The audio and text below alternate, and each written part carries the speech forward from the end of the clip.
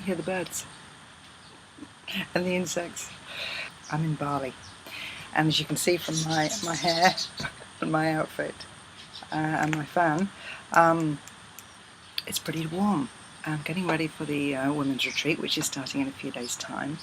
I thought I'd send you a quick message to share a couple of insights. If you check my blog, I've met some amazing women along my journey at this time, and I've done some interviews. I met Dr. Maura McGill, the menopause doctor in the Gold Coast. There was an interview with her.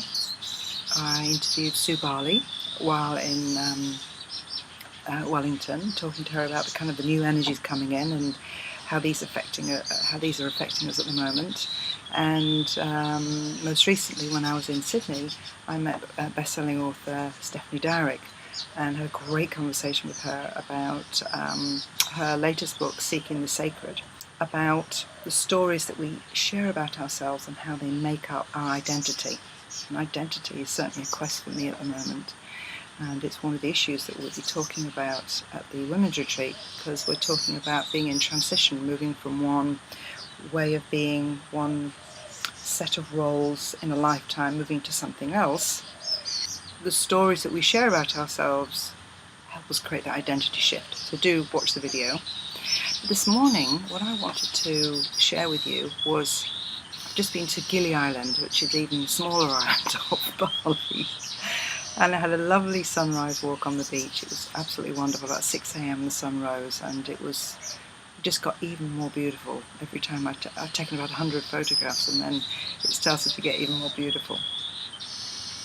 As I was walking back along the beach, they tethered boats, fishing boats. So I'm walking along the beach, and on my right is a peg with the rope coming down to the sea, and there's a boat. And as the ebb and flow of the water happened, the boat would go up, the rope would go up, and then you'd have to step over the rope.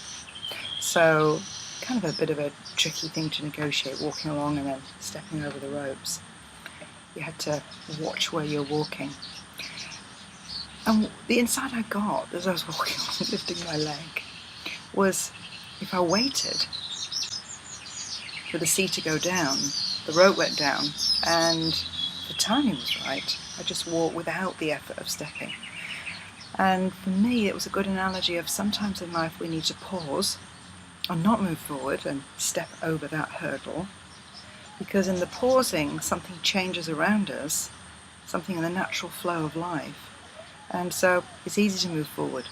It's tempting to step, push forward, make things happen, move ahead.